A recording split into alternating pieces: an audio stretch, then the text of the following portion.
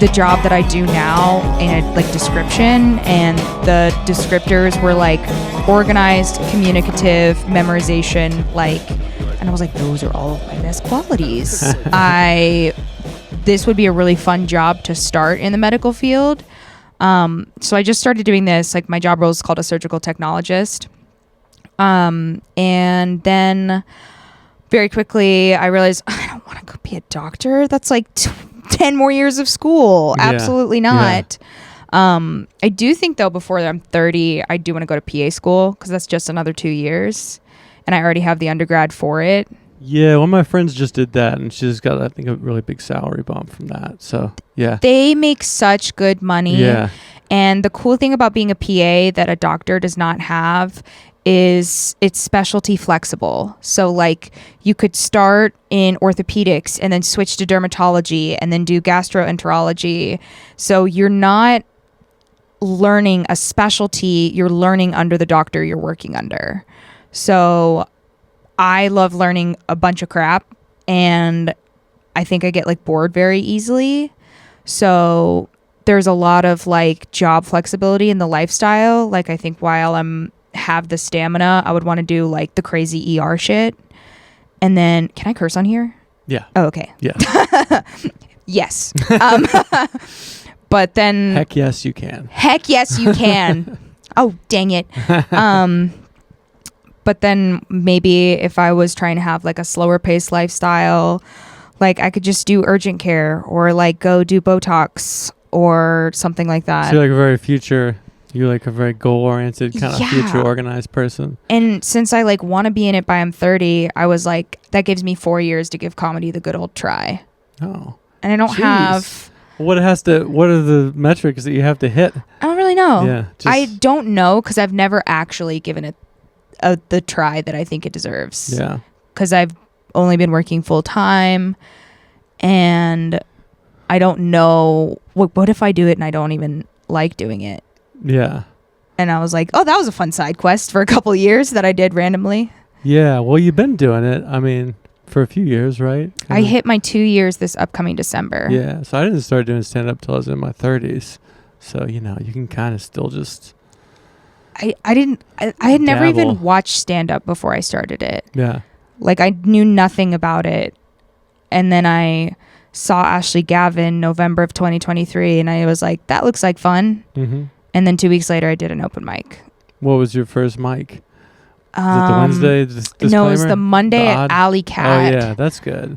That's a good one. When Alley Cat was open. Yeah. And... the old hot seat. Which I still haven't made it to the new location. Mondays are so hard for me. I'm usually on call. call. No chance I'm going to be in bed at that time. And I used to do Tuesday call, and I was like, it's better for me experience-wise to be able to make it to the odd. And also, a lot of times, really cool bands roll through on Tuesdays here. Yeah. So I needed to switch my Tuesday to Monday call. I love the odd, but like that 9 o'clock, like I'm trying to like figure out just... my nap helps. Yeah. I don't do that. Next month is my 10-year stand-up. So I'm like really trying to like think, okay, well, it's been a decade of it. So like... just going to open mics all week, because like I did that, and I still think that's like amazing, because that's where the community is. Like, You've been filming a lot more recently, and putting out a lot more filmed content, which is awesome. Trying to figure that out. That's another piece. Like, I got like a new mic I just taped here, so the sound is good. Mm-hmm. So I'm trying to like figure out like booking and social media and the podcasts, but it's still like I just want to be up there doing the thing, but I want to be getting like 45 minutes or more. I don't want to just keep doing like 4-minute spots, Because I end up doing like the same stuff in smaller sets. Yeah.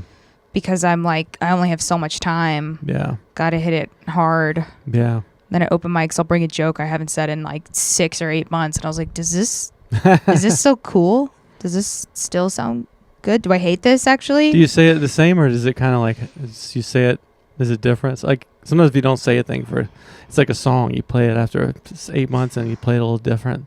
I probably delete a lot more details when I say it like that much later, because they don't feel as like pertinent to the story as they did when I originally wrote the joke. Yeah. So I think they just get shorter.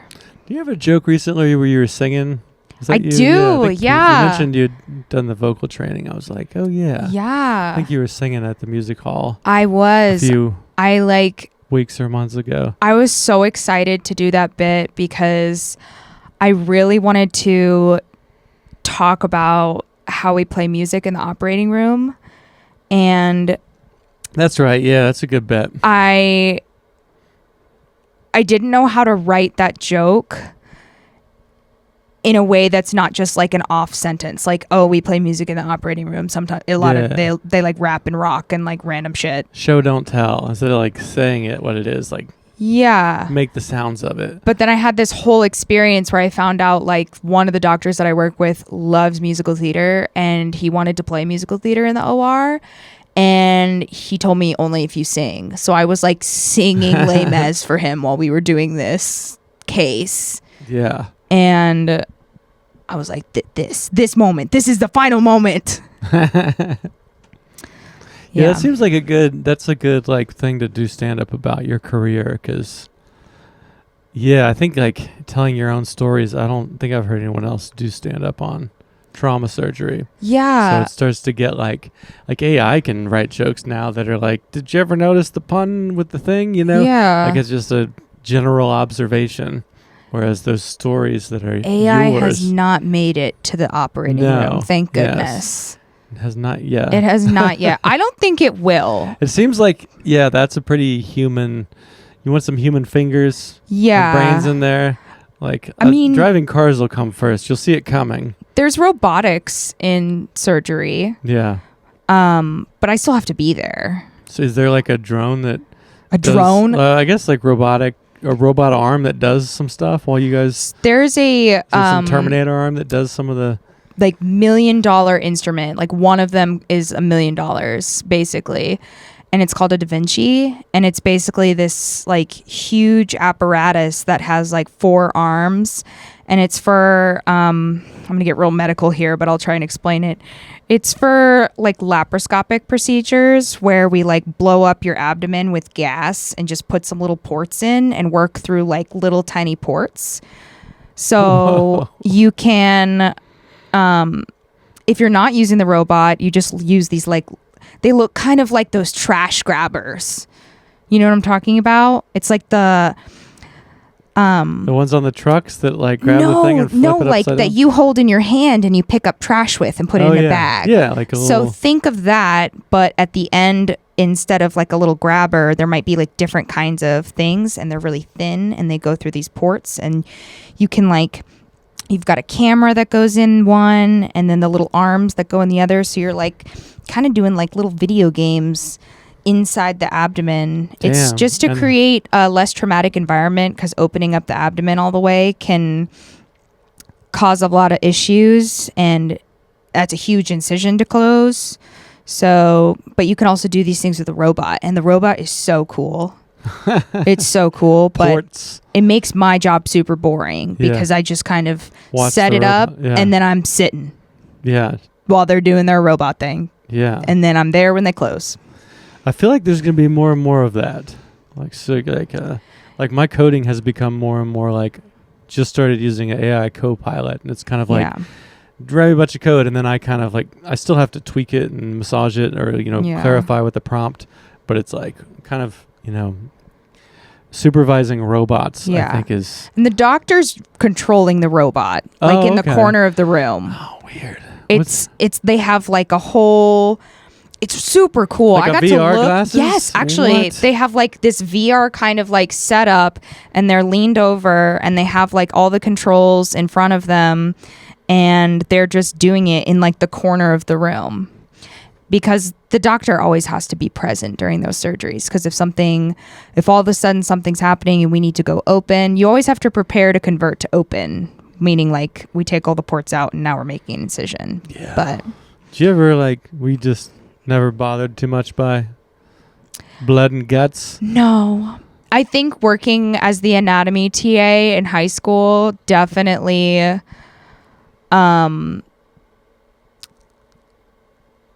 helped. Like I would eat lunch in the classroom while I would grade papers of the other, I say kids, they're my age. I was also in high school and I was doing that, but there's like cadaver cats everywhere while I'm eating lunch grading papers. Eating lunch by a bunch of dead bodies? But bunch of dead cats. Dead cat bodies. Dead cat bodies. Not people worse. Bodies. I don't know if that's worse or better, but yeah, I don't know. I've always had a lot of trouble with that stuff, but I think I've heard you can get decent. It's like anything, you get used to it if you are kind of I can't even give blood. Like if I give blood, they can't get it out of me. Like my body, like your body's like, absolutely not. Yeah, I'm gonna like, keep this in. Yeah, Thank even you. then I've like lied down, and then they're like, "Damn, this is hard," you know. And my body's just like, "This is weird. I'm not giving up my blood." I think I get more grossed out by things that come out of like orifices that I also have, like the butt or snot or vomit. I can't do that, but I mean, certainly the butt. Like I can't do. Yeah, I can't do it. Yeah, that's not my thing. Yeah, I mean that seems like the that's worst. That's not my thing. The worst of all the ones you name. Yeah, I mean I could see that. I could see that being worse than like a liver or whatever, you know, whatever you see in there. It kind of all blends together, and you're on a mission when you're in there. Yeah. Mission hospital. Yeah. On a mission. Yeah. No, that's great. I mean, I think it's really cool. Like, I think it seems like a lot of people that do arts are trying to work some job that they hate, and it doesn't give them enough resources to even like have time off or get a place to live. And they're like, but you know, in a few years, I'll be famous from just going to the open mics. It's like, well, I think it's cooler to like have a career that you like enough that gives you enough money and resources to pursue on the side, and it gives me material. Yeah, you're living a life. Yeah, I started like writing more hospital related material, and I would say like now I've delved into like a 30 to 40% of my material is related to work. Yeah, you could do like hit those conferences. You know, you ever think about being the stand-up comedian that rocks the? I mean, that might not be what you want. I think I'm too dirty. Like the corporate world. I think I'm too dirty for the corporate world. Yeah, you might have to clean it up a little bit. I don't know how to do that well. You could probably get a little. You win them over with some like I'm one of you, PG-13 shit, and then maybe close with something. I would have to watch my cursing. I have a bad mouth. Yeah. I don't know what their vibes would be, but I could try. Yeah, that was the cool thing about doing the dry bars. It was like I don't think I said hell or damn even, you know, like, or I smoked weed once or anything like that. So it was like, it was too far in that direction, but then like, it's kind of giving me that filter, you know, anytime I'm writing something, I'm like, do I need that fuck? Because usually you don't. I mean, sometimes you do, you know, but a lot of times you could kind of like, the joke doesn't really need it. Yeah. That's why I always have to listen back, and I am like, there's so many filler words, there's so many likes and that's the Gen Z like Gen X too. Yeah, you fill it with like. Yeah. Oh yeah, I mean this podcast is littered with it, you know, like about 50% of the words convey the idea that I'm trying to get across. That's the big journey of like I did a Toastmasters before stand-up. I was so scared to speak publicly. It's a public speaking group where you get up in front of supportive elderly people and just give little talks about things. And it's very sweet, but they're super rigid about don't say or like, no run-on sentences, like old school grammar. But with stand-up, it's kind of more like casual, you know. Mm-hmm. So I've slipped back into a lot of it, but. What kind of toast are you giving to the elderly? I don't know. I guess it's called that because you could use it, but you work through a competent speaking manual where you do 10 talks to get this first certificate. The first is like icebreaker, like 5 to 7 minutes, meet me. And then a lot of them are like, you know, the vocal variety or like body language. Vocal variety? Yeah. What does that mean? It means accents? It means get up and down and take pauses and yell and get quiet. Don't just da-da-da-da-da, you know, monotone. So okay. Each of the speeches works on a different, and one's like body language and one's like props. And there's a lot of like have a beginning, middle, and end. Tell them what you're going to tell them and tell them what you told them. The idea that most of us just blather working on and people don't know what the storytelling. fuck we're talking about. Yeah. So it's like fundamentals of talking. Oh. And I did all these humorous speaking manuals, and I thought I was hilarious because I was doing good there. But then I went to like I'm stand-up bars. killing it and I at was this like, nursing home, yeah. actually. And I went to the odd, and I was like, okay, I'm actually not that good at this. Different crowd. They're not forced to be here because it's their 3:00 class. Yeah, old people are just like, it's a young person that came to say things. They're already sort of excited. They just want to like touch, like grab your arm. Be like, don't leave. Meanwhile, we're at the mic and they're like, I thought I was just getting a drink, but all these people are yapping in the corner. Yeah. Wow.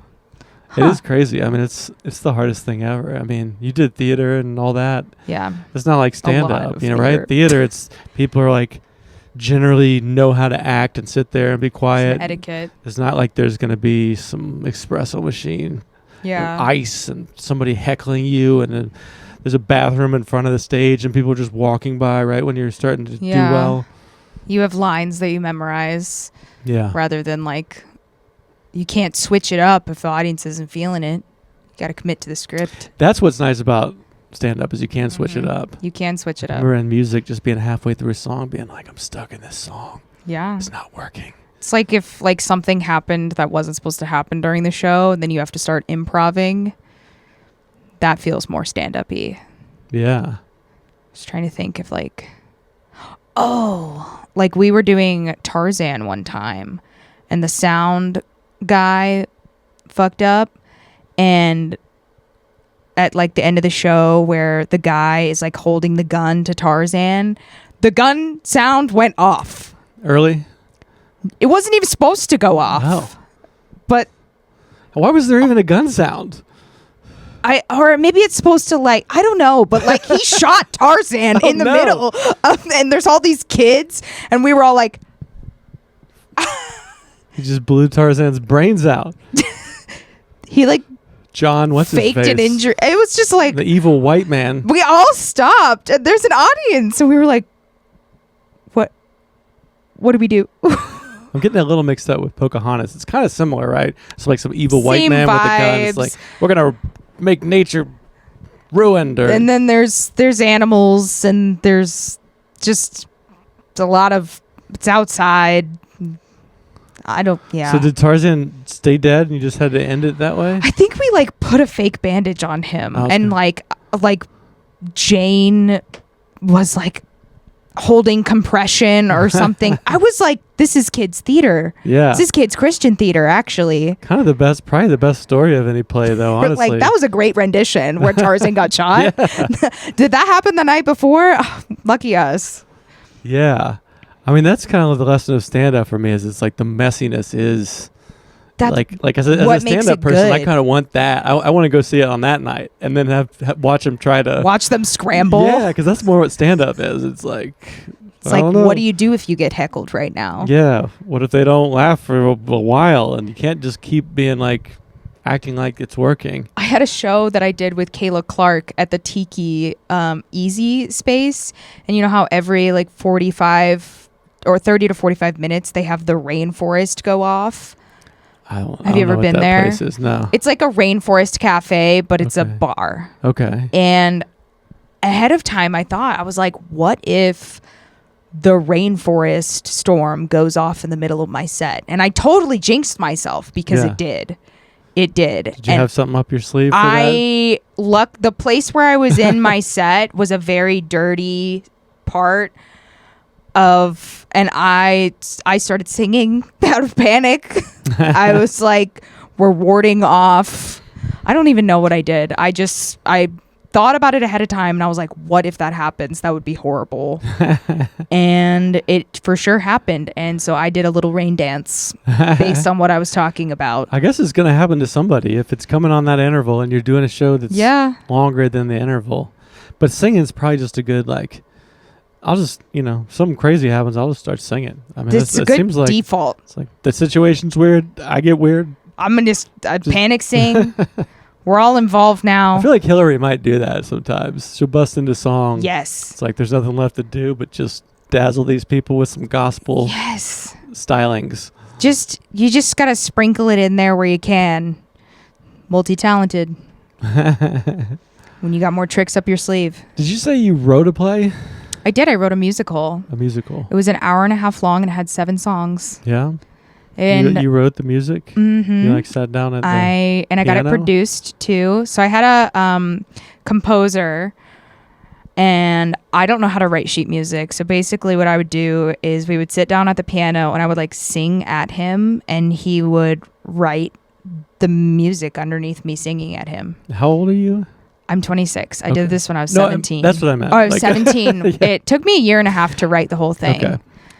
17 when you sat down with the composer. It's pretty ambitious. What was the story of the show musical? is called Penny for Your Thoughts, and this came out before the Disney movie Inside Out was a thing, but the show was basically breaking the fourth wall and kind of bringing light to how if we just said how we really feel, we would get things would be a lot easier. So every actor on stage had another actor playing the physical representation of their thoughts. So the audience could see what all the characters were thinking at any moment, but the characters couldn't. And it was a comedy. And so that was like the gist of it. And then I kind of just wrote a storyline to match that thought. And so the show itself was about a funeral. And these people were at this hotel for a funeral and a will reading. And yeah, I was just doing so much crazy. I was like, how many weird things can I put in this show? And I had them do church bells. I had the whole cast learn church bells at one point in the show. And like the handbells. Church? This is a church thing? No, there's just a church in the play. There wasn't Musical. a church in the play. Musical. The guy that died was in my musical. I was like, how can I put handbells in the show? And so I was like, the guy that died, that was his thing. That was his hobby. Okay. And so like, he wanted at his funeral the people there to play handbells. And it was very dumb, but they pulled it off, which was pretty sick. Yeah. That's cool. It was a very fun show to write, and they did great. And actually, some of the people that were in that show are on Broadway right now, which is cool. Yeah. A lot of people that I did theater with are actually on Broadway right now. This is in Georgia?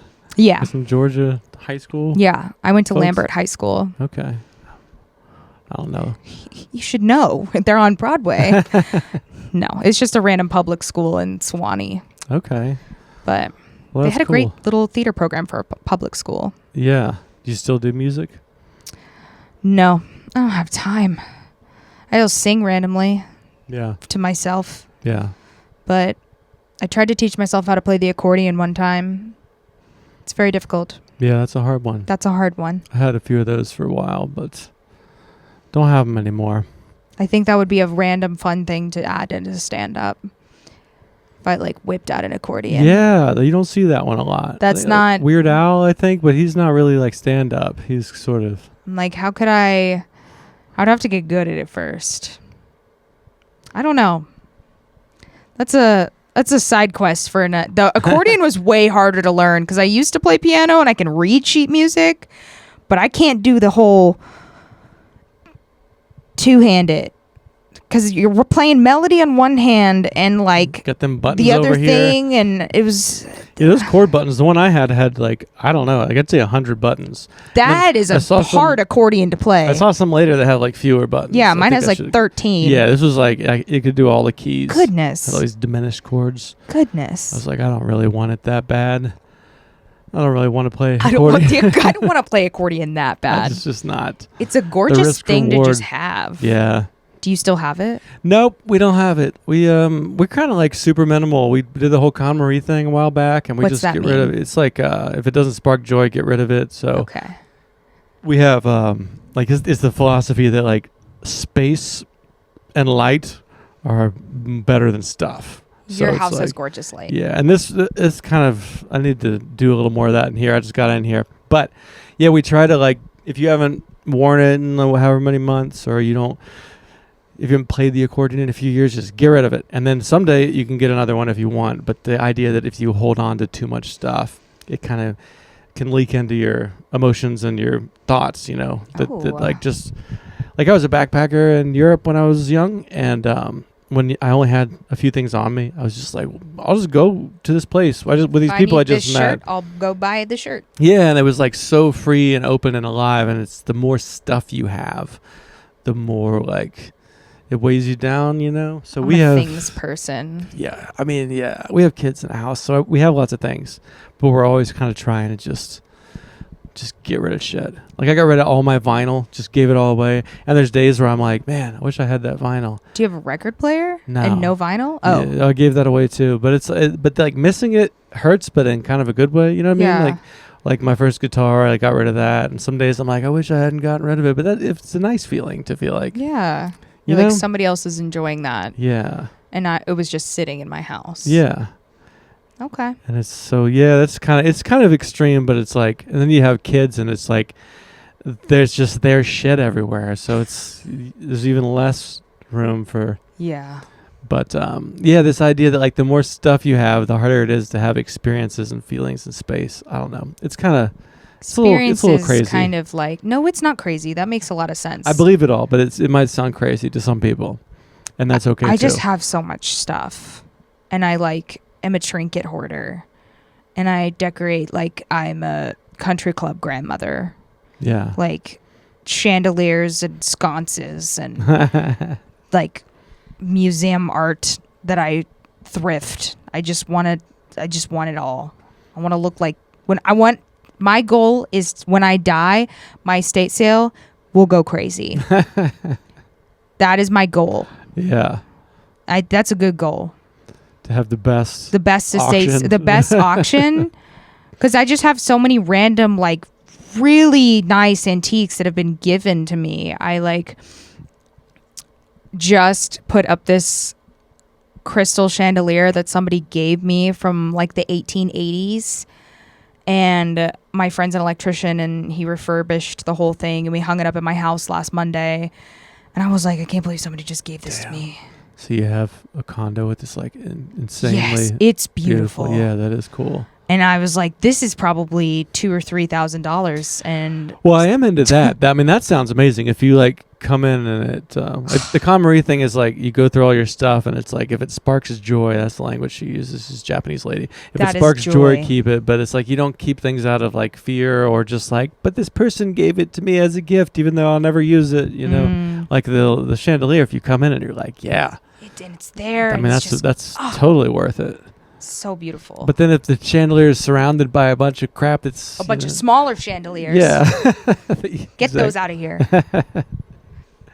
Yeah. I don't know. It's tricky though. It's definitely no judge. I mean, everyone has their own, but that's one thing where Emily and I are both just nothing. Just space. I need to do that with clothes. Yeah. The whole mindset of I'll fit into this box one day, or maybe I'll go back to this style. Yeah. No. Yeah. Get rid of it if it don't fit. I would love to have 5 shirts, 5 pairs of pants, 5. That's my dream, is just to not this decision. You don't fatigue. have that now? I mean, to have I'd have more than that, to have Please tell me you have more than 5 shirts. I do, but I want 5 or less. I want it to be that much. Not 7? There's 7 days in a week, Ryan. Yeah, I don't know. It's where I don't even know where I'm. You do laundry midweek, I do laundry once every 3 weeks, and it's 5 or 6 loads, and it's diabolical, honestly. Yeah. Yeah, we talked about. I think last time you were on, we talked about your fashion. You have pretty Thank you. bold fashion sense. Is that okay to say? I like bold? it. It's very streetwear. It's very You don't look like the average person. I don't look like the average Asheville gal. Yeah, I'm kind of just dressed like an average dude right now. Very, very Asheville mountain man coated Yeah. with this hat. That's a style of hat that's around here a lot. Trying to get the tattoos to look a little more interesting, but even that's kind of I like it. Standard Asheville. I want some tattoos. I don't have any, which is very un-Asheville of me. Yeah. But I know what I want if I was going to get them, but I'm scared. What are you going to? I want my first to be a big piece on the side of my left calf, And my favorite movie niche is I love like 80s dark fantasy puppet films. And I want it to be from The Dark Crystal, this tattoo. Yeah. That's my favorite movie of all time. That's a good one. I love Jim Henson. Yeah. I love him. Yeah. And I've seen his museum Labyrinth? Tour. Is that in there too? Labyrinth is good. Labyrinth is Return in that to category. Oz? Does that fall yeah, in? Return to Oz. Oh, nobody knows that one. Yeah, I was alive. I was at the age that those. I was not alive. I was like 8. I was not alive. I probably didn't even watch those when I was a kid. I probably watched them when I was like in my late teens, early 20s, and I was like very obsessed. So this would have been like the 2000s? You're like going back to these vintage. Not the 2000s, when I was in my late teen, early 20s. Good Lord. I was born in 98. That just kind of breaks my brain. Especially since you're like, I have a career and all. I mean, if you were like, you know, I sleep on my parents' couch, I think it would be easier to remember that you're. I mean, let's be honest. I sleep on my own couch, Ryan. Most people that are your age, I don't know. I don't want to sound like some old. No, it's. How many 26-year-olds have their shit together? I don't think anybody at comedy realizes what I do at work on a daily basis. Yeah. Like when I come back from work and they're like, I had a hard day. People are like, oh, yeah. And I'm like, no, today was really bad. Yeah. And then I'll like give them a synopsis of what, and they're like, oh, okay, yeah, I'm not going to talk about my day now. That's unfortunate. But yeah, because you don't want to take it like. I don't want to take it too dark, but everything that's a hard day at work does get a little dark. Do people die? Actually, it's not very common to die in the operating room. You're going to die in the ICU. Yeah. You're not going to get surgery unless you are stable enough to get surgery or like you're actively bleeding out. I've been doing this 3 years now, and I've only seen somebody die one time. And they were probably going to pass away before the OR anyways. Yeah. And you'd already eaten by all those cat cadavers. So it's just... You were like, this is one. Yeah. Just one cadaver. I mean, there's probably patients that I've worked on that have passed after the fact, but not in front of me. Yeah. It's really uncommon to die in the operating room. Yeah, I do know what you mean. Like, I mean, we'll have just an insane night and kid will like slam the door and be like, I hate you. And then you like the stresses and worries of some people. I don't know. I mean, it sounds judgmental. I mean, I guess what you feel inside. Well, that's also somebody really you have an emotional connection to. Yeah. I don't know these people. Yeah. So I don't have an emotional connection to them or know their story or have met their family that's here with them at the hospital. So it's more, it's easier for me to separate that. Yeah, that sounds nice. I mean, I don't know. Emily was a music therapist for a long time, and she like got to know people and play with them in hospice, and then they die. But she liked that. She's like one of those people who's like the real feelings of it. End of life care is hard. So, yeah, but for me, I'm like, I don't know. I don't think I'd really. I get very attached. Yeah. I like the medical aspect, but I don't, and I'm good with people, but I don't know if I could be around people in that capacity all the time. I think that's why I like surgery so much. It's like all of the medical heavy stuff without like the emotional aspect. Because I only see asleep patients. I don't see them awake. Yeah. We use the word surgical a lot in software, and it usually means like, it's not, we usually mean like it's precision, but it's not feeling, it's like be surgical where you like extract something from the code and refactor it. Like, I don't know if that even is the correct, but it kind of means like just be precise and professional, but it doesn't mean be all gushy and like surgical's like. There's not really a performance aspect to it. There's no pizzazz. Yeah. You're just going in, getting it done, and getting out. Yeah. Which sometimes is the case. A lot of times. But, yeah. That's why I think comedy's been good, because when I have a bad day, I'm like, I'm going to go do something silly. Now. After my nap. Does it help? Do you feel? Oh, yeah. Good? Oh, yeah. I think Well, I have to get out of my house. I could not be like a homebodied person. Extrovert, would you say? Oh, yeah. Oh, really? Okay. Oh, yeah. Yeah. I think I am an adrenaline junkie on like a social level. And I think that reflects in my careers of trauma surgery and comedy. That's like an adrenaline rush in itself. Yeah. Like I'm not out there doing skydiving or like dirt biking. That feels adrenaline-y. But it's like a social adrenaline rush that my brain craves. Yeah.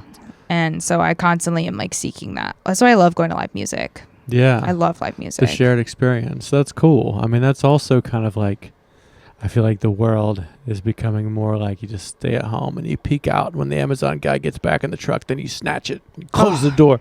I could never. I go in like will eat by myself out a lot. I'll go like do a lot of things by myself. Yeah. But still, you're just kind of out in the energy. I'm just of it. out. Yeah. I like study better if I'm out in like noise-ridden spaces, or I like learn more in those kinds of spaces. So I think my brain's just that feels very ADHD coded too. Yeah, that is interesting. I do feel like there's certain ruts, like this space. I like this space because this is where I have conversations and play drums and code. But even like in the house, sometimes it's just like that. My brain is like worn into these like patterns of like do the dishes, make sure you have your thing, don't forget your coat. It's like too much for you. It's just like it's when I go to a comedy room, it's like I can just be the rhythms. I don't have the language for it, but it's like you can kind of hop onto the vibe, and it can bring out light up different parts of your brain. There's a lot going on, but there's a clear like flow that you're in that space. Yeah. I think that's actually where I get quiet. Like I don't tend to like if I'm in an open mic space, like usually I will like kind of pitter off into the corner. And that's when I'm quiet for the first time in the day. Because everybody's so damn loud. I mean, I find like the comedy, I love it, but it's like there's just so many like, there'll be like big personalities and so much happening. I don't know what I'm going to say. But I don't really go to parties. I mean, I go to kids' parties now, but like I never really like to like walk in, like this is more my speed, like the small group, one-on-one or little groups. Yeah. Even stand-up sometimes, like, socially 8 people overwhelming. standing around out front can be it's like I don't know how to navigate that. See, I think I like that. I think I seek that. I'll seek like the hyper social spaces. Like that's one thing that I've really liked about Asheville is I can go somewhere and at least know 3 to 10 people anywhere I go, because I love talking to strangers. I love it. And I think I have an approachable face, so strangers will just come up to me and just say crazy stuff. And you don't mind that? I don't. It doesn't like. I think you have something to learn from everybody you talk to. Yeah. Like. Oh, for sure. I had this one.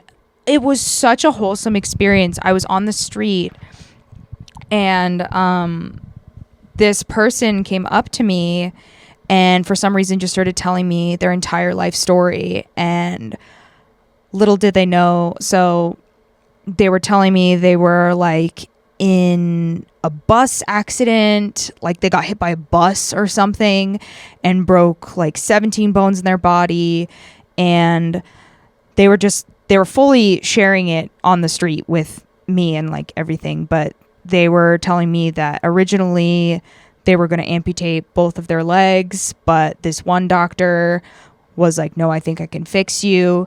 And I was like, who was the doctor? And it's one of the doctors I work for. And I was like, what? That's crazy. That's amazing. And I was like, I hope you don't mind me. Do you mind if I share like your kind words your glowing with him? review? Like that. And he was like, yes, absolutely. Oh my gosh. I literally owe him my life to be able to walk again. And the next day I went to work and I was like, I just met the craziest. Like, what are the odds that he walked up to me and said that? And I happened to be the one person that could have actually relayed that back to that doctor. Did the doctor remember the person? Oh, yeah. It'd be weird if they were like, there's a lot of legs I've saved. You got to be more specific. He did remember the patient. And it was just I was like, this is on par with being approachable. I just end up in these like little small world scenarios where I happen to have been the one person that could have relayed that story back. Yeah. Do you believe in some sense of like, I mean, that's pretty cosmic or coincidental, Oh yeah. Do you believe in some of that? It's For not sure. just that it's all random. I think everything happens for a reason. Like the conversations that you have, the people that you meet, the characters that come into your life, the characters that leave your life, all leads up to where you're supposed to go. Yeah. And it's hard to like hyperanalyze that in that moment. Like, oh, is this a side quest character that's going to be just a part of my life right now, or is this a forever person? And that can also be true in like dating, because I'm doing the whole dating crap right now. You doing the apps? I'll do the apps. I'll do like the in-person meets, or don't date anybody from work. Don't do that. Yeah. Tried that. Yeah. Bad. Yeah, that's bad. Grey's Anatomy real life is not fun. Don't date your neighbor either. Don't date your neighbor. That was a bad idea. Don't do that. Yeah. But I've heard people say mixed things about dating in the stand-up scene. I've never done that. Thank goodness. Yeah. Oh, thank goodness. I am glad I've never done that. But yeah, that's I feel like that same philosophy is like true in dating. It's like, oh, am I learning a lesson here, or is this like a forever scenario? I don't know. Yeah, we got out like we started dating like 15 years ago. It was like right when like online was kind of like. You guys met online? No, it was right before. I feel like it was like the last time where you just like, I don't know, whose friends do we know, Like now I feel like it feels like it just must be so overwhelming that it's just. I like dating. I never did the online dating just feels like. I don't mind it. Really? I really don't, okay. Because I don't put a lot of pressure on it. I also don't treat like, if you're not going to meet up and like have an in-person yap session, because that's basically what it is. It's an introduction to have an in-person yap session. I'm not going to like get to know you with the basic questions online or like through text message. It's the segue to that. I'm not gonna.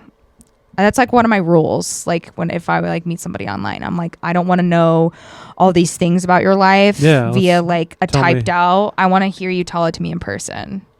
So, and you just can't put a lot of pressure on a first date. It's just a random yap session with a stranger. That's a refreshing take. I don't think I've ever heard anyone say at stand-up that they like online dating. It's just... but I've heard 1,000 people say it sucks. So I just assumed everyone felt that way. But that's kind of a hot take, I think so. Yeah. I think I'd never dated before I moved to Asheville. Like all of my prior relationships were people that I knew like through friends. Yeah. Yeah. So I was figuring out how to date when I moved here, and like this is chaotic, but I think when I moved here and I didn't know a single person in the city, I was like, I'm just gonna meet people and we're just gonna do yap session dates and it'll be fine. But I think within like the first 8 months of me moving here, I probably went on like 25 first dates, but that's all I went to. It was just a first date, and I was like, just a random yap session with a stranger. Yeah, but you feel like that's a lot, or that feels like a lot. Yeah, like that does 25 in like 6 to 8 months. I mean, that's more than I've probably ever been on. I mean, yeah, I guess I've only that might be an exaggeration of a number, but still, I mean, 15 still a lot. Like, but all those conversations too kind of ended up being bits. Yeah, no, like, it's experiences. Every conversation with a stranger, you take away something, and a lot of times for me, this was before I did stand up when I moved here. So I was unintentionally like, just the material was writing itself. It was coming up to me.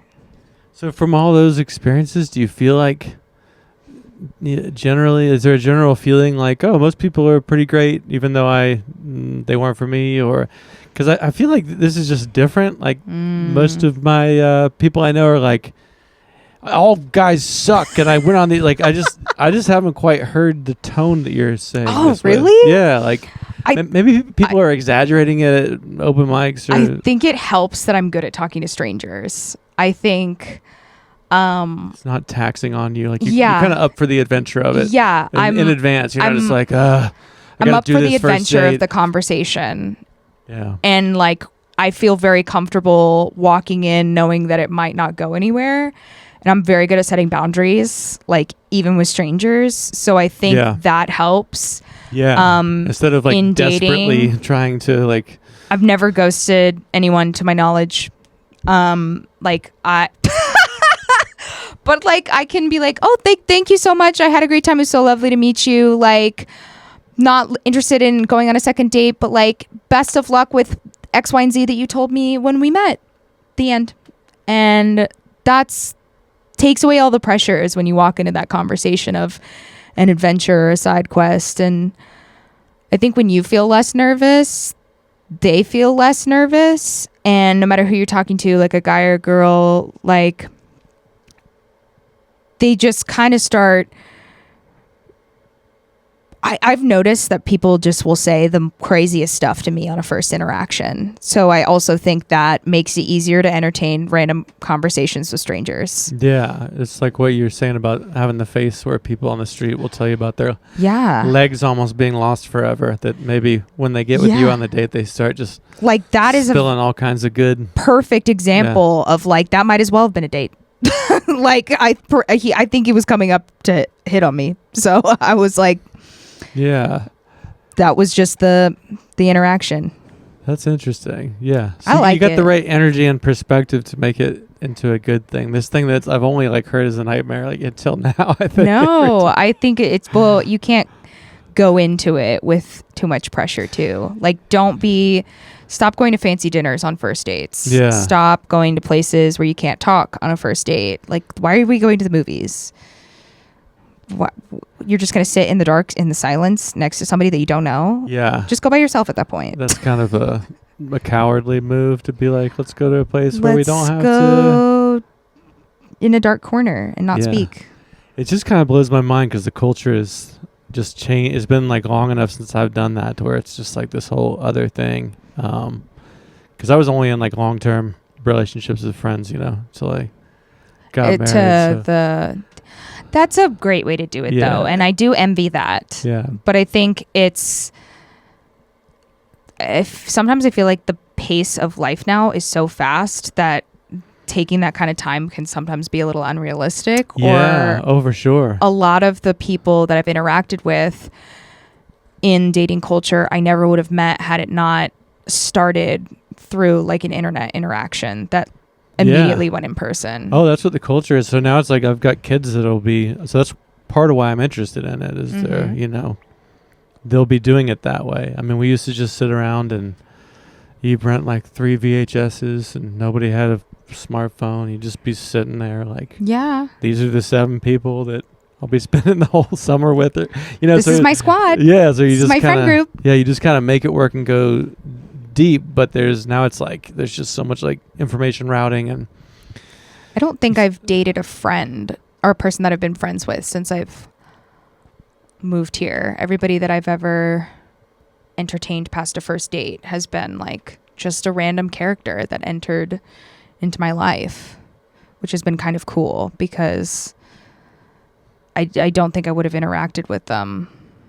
And that gets messy. It's like when you date friends and coworkers. It really does. And it doesn't work out. Ugh. Yeah. Oh, yeah. And then you got like shared people that got to take sides or whatever. I mean, yeah. So sometimes you can both just kind of be like cool, amiable. Is that the word? Amicable. Yeah. But yeah, that gets, Don't shit where you eat, Don't shit where you eat. Don't shit where you work. Don't shit where you perform. That's the nice thing about being like doing stand up. Like I was like in my 30s, married for the second time, kids. Like it was just like I'm just coming and then I'm leaving. Then that's my thing. I'm not trying to like mingle. Yeah, I mean it's great to be there for a few hours and mingle, but I'm not trying to like make this like more than that, Yeah. Which is what I did do in like my 20s with music and stuff. So there's all kinds of like super messy. It's hard when you're out of work job. Or hobby is also where your friend group is because that's if it kind of turns into a job like you and I are sort of trying to make it. It's like where does that? Yeah, like, we're friends. You should have booked me on that show. Or and that's endless, you know. Oh gosh. Yeah, the not getting on your friend's shows is Can't never take it goes personal. Oh, they're on that show and them, and now this is like 3 times, and you haven't asked me. You haven't asked me. That's actually. Do you hate my comedy? The thing I hated most about running a show. I guess I still kind of run this, but it's like when you run a show and you like it, people are like, you know, it's so They're hard. They're peering behind the curtain. When's Ryan gonna have me? And I kind of want to please everybody too, so it's like I hate hosting the Wednesday mic for that reason, because it's like. There's now maybe it's not quite as bad, you know, at the new third room, but it's like there's a list with like 30 names on it, and 20 of them are your friends, and 7 of them are in the waiting room, and but they better get on there. Right, exactly, and like 8 of them can get a decent spot. It's just not possible. Yeah. And you scan the room for the one person that you want to find, and everyone else is like when am I going up? Very uncomfortable for me. I can see that. Yeah, but the stand-up scene is like it is my community. I mean, it is like. I'm older than most of people in the scene, so it's different, but it's by far the coolest, most diverse, best community I've ever been in. You were actually how I got booked out of state for the first time. I don't know if you realized that, for that show in Knoxville. Oh yeah, that's cool. Yeah, and you and I don't even yap. We don't even really like mingle too heavily before I guess you recommended me to that booker, and I was like, oh, Ryan, thank you. Yeah. Cries. Yeah. That was cool. But that was the first time I had ever traveled outside of Asheville for a show. Oh, that's sweet. That was a fun show. That was at the Vintage Shop. Yes. Right? It was a Don't Tell almost for exactly a year ago, probably. Yeah. Yeah. And that was my first time leaving Asheville after the hurricane had hit, and I was having like slight PTSD at the show, and I left a taco restaurant not having flushed the toilet. I was programmed in my brain, and I was like, I forgot how to manners, actually. I don't know how to manner much these days. I'm an Appalachian gal that we brought to the city. So yeah, I mean it's nice to get out and do. It's so hard to manage. I mean, I think the rejection or the feeling of rejection or not getting on things. That seems to be the thing that. I mean, it's hard just to go out and keep writing material, but then you're putting yourself out there. Yeah. You're trying to be cool about it, but it is very vulnerable, and people might look and be like, "Oh, you're so confident, you're on stage," but really, we're all like really vulnerable creatures that want to get on shows, and there's just so much rejection. I mean, I send out a lot of emails. It's easier to go outside of Asheville to book yourself. Yeah, but even then, it's like a lot of those emails you send out, you never hear back, and it's like you have to keep trying to like put yourself out there and get rejected, and it's hard, you know. I mean, but amazing things happen. Like that was a really fun show. That was fun. That's kind of always a thing. I don't know. That's like one of the hardest things about all of it is like putting yourself out there, but then like not getting picked most of the time. Still, people see the times you got picked. Look at my flyer. I'm doing 6 shows. Yeah, they'll hyperfixate on it. There's like 30 other ones that like I didn't get on. You know? It's reject. Okay, maybe that's another reason why dates kind of help stand up. Is it's like macro dosing rejection too. Yeah. And thick like skin. the thick skin, but also like you're entertaining conversations that can feel uncomfortable, like with strangers. And so I feel like I don't have a super hard time with rejection. I say that, but then watch me get rejected and pitch a little fit. But I think that like unintentionally helped too. Is just I was like, let's get it all over with, done. Tell me to my face. It's like I'm accidentally doing one-on-one crowd working with strangers. So you get rejected. There's dates you go on where you're like, oh, I'd like to date that person again, and they're the one that's like, You don't have to answer that if you don't want to. This is going on the internet, so you don't have to. Maybe like once or something. I don't know. Probably 0 times. Never mind. It's fine. Probably. I would say for sure, but like on compatibility issues. Yeah. Maybe not on a first date. Maybe on a first date, I've probably been more like the boundary heavy, like this is not for me, thank you. Yeah. But maybe after a couple, I was like, oh, I'm interested in investing more in time in this person. And they're like, I am just here for Fucking around. Fucking around. I was like, okay, cool. Yeah, Well, I mean, you have built a career and you're a homeowner, so you like are able to like stay with hard things and go. And I think a lot of folks aren't. I mean, I'm not built romantically to fuck around. Yeah, I'm not life either. would be so much easier if I was. Same. It's like, I've never casually ever hooked up with people or any of that. That is which the hard like, thing about dating. Yeah. That is what I will say, is that like there's the culture of fuck around, and then there's the like, you really gotta hit them with the hard-hitting questions at the beginning to figure out where they stand on that. Yeah. See if it's worth your time. That's the hard part about dating. Yeah. I mean, I like the idea that it can help your stand up or help your like just I mean, that's kind of the cool thing about the podcast is it's like cross pollinating. It builds a regular thing where I'm letting different people's thoughts in my brain and like aligning my words and rhythm with different people. Like I think that's just good for your brain and your stand up. Whereas you can, if you're not careful, it's like these are the 5 people at work I talk to, and there's the 3 people I live with, and it just is that, which just is those people. I love all those people, but it's like, building some kind of thing where there's just like some new ideas. Somebody comes in and is like, I like online dating. You're like, what? I never even heard that before. I just thought everybody hated it. I think that is definitely a hot take. For sure. I think that might be my hot take. Add some jokes to it. Just be like, I like online dating. I think people, at least I would be like, what? That's the craziest thing ever. Ma'am. No, but I think I also entertained it a lot more when I first moved here. And then I kind of burnt myself out on random yap conversations with strangers. Yeah. But I got a lot of material from it before I was even doing stand-up. Like when I started writing jokes, I was like, what were all those experiences that I had a year ago where I went on all those crazy dates and they just said all the random shit to me. Yep, yep, yep. Yeah, it's got all the stuff in it you want from jokes and stories, like stakes, feelings, a mystery, like unknown. That's kind of that's the good stuff. I think I also got into like a weird divot where because of social media and because of things like that, like complimenting has taken like a detour. Like you don't just want to hear, oh, like I love this shirt, or you look nice.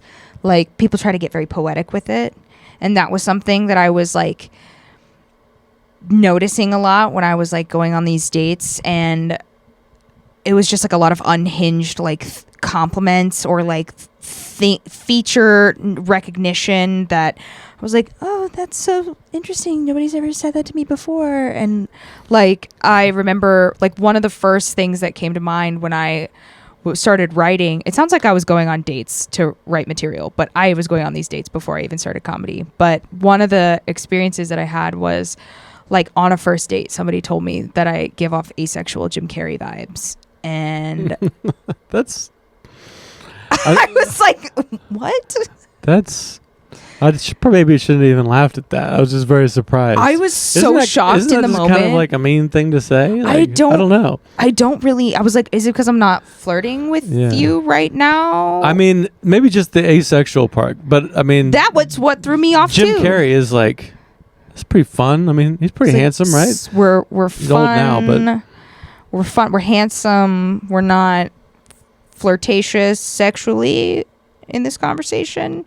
But that was like a common trend. It's just like unhinged compliments. I mean, I guess there's also that where you're kind of letting people in that like, I mean, who goes on a date and says you're asexual? I mean, especially if somebody was like, you're not going to, that's just kind of a.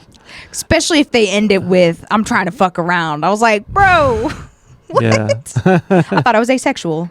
Yeah. Well, maybe that's some mind game too, where it's like, if I say you're asexual, then maybe you'll be like, well, no, I'm not. I'll prove it. Or I'll prove some kind of thing. This conversation will now segue dirty in this taco shop. I'm always in taco shops. Yeah. It's a great date environment. Then you're like, don't go in the bathroom, by the way. Don't go. I may have forgotten to. Apparently. I may have not mannered that restroom. I'm not well mannered in this Taco Billy tonight. I love Taco Billy. That's one of the better. Taco Temple is my. That's our go-to. That's the number one. You ever get the salad there?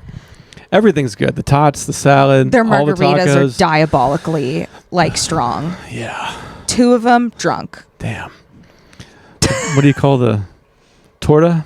Is that what it's called? I don't think I can eat those because Yeah. I'm celiac. Okay. No gluten. Oh, really? Yeah. Oh, that's interesting. It is the best salad. I mean, usually you don't want a salad when you go there, but it's the best I fucking was like, salad that's in an town. interesting. Yeah. Be like the best salad in The salad's Asheville amazing. Yeah. Is a taco temple. It's incredible. Yeah. Their queso goes insane. Do you get the tots with the bag of the tots with the? I don't get the tots. The tots are amazing too. I usually just get queso and chips and like 2 or 3 tacos, but I'll like dip my whole taco in the queso. Yeah. Oh hell yeah. I need it cheesy. Yeah. And their corn tortillas are so good. They hand make them there, and corn tortillas suck. The sugar steak, that's really good there. Yes. Yeah. Yes. Yeah, I love that spot. Ugh. You got to go when it's not lunchtime though, because it's so friggin' crazy crowded. There's nowhere to sit. I never go there during lunchtime. Yeah, don't do that. I'm at work. I can't be side questing that long. I like the side questing. I might have to steal that. I might have to lift that. I will pick up these little phrases and then I will become hyper fixated on them in my dialogue. And side quest has been a big one this year. Is that hyphenated or? I don't know. I feel like it'd be a hyphenated.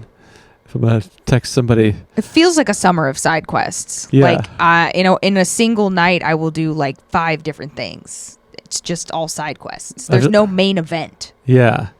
Yeah, it's like ordering all sides, Yeah. Like just queso and tots. Life is and tapas. Margaritas. I love tapas too. That just means small plates. Yeah. Yeah. It's just like appetizers for the whole dang meal. Yeah. There's a place. Have you ever been to Copper Crown over here on the east side? No. It's really good. I don't They do come amazing. over here a lot. Yeah, people don't know. We have a few things over here, and it's good because we don't have like West Asheville's like got all the stuff, and the traffic sucks. But over here, it's like we got secret spots that are good, What's and it that there's called? no traffic. It's called Copper Crown. Copper Crown. Yeah, it's okay. just right like a few minutes from here, and it's on Tunnel Road, and they've got the best small plates. Oh. They have these like Brussels sprouts that are fried with maple syrup, and just like any of the small the tapas are incredible. Put the goat cheese with it. Yeah. Yeah. Yep. I think it has that. Yeah. I love cheese. I also love a good charcuterie board. Ooh. Cheese. Well, should we wrap up on that note? We've hit our time. On cheese? Cheese. Cheese. I'm down. Yeah. We hit the hard hitters. Yeah. Medicine, dating, and cheese. Yeah. Covered. Well, thanks, Ryan, for having me out. Thanks for coming on, Zandra. It's fun. We didn't sweat in the sauna of No. Ryan's I'm pot. but You're hot. That's good. I'm Chilling. cold natured, so it's good to be hot. All right. Thank you. Bye. Yeah, thank you.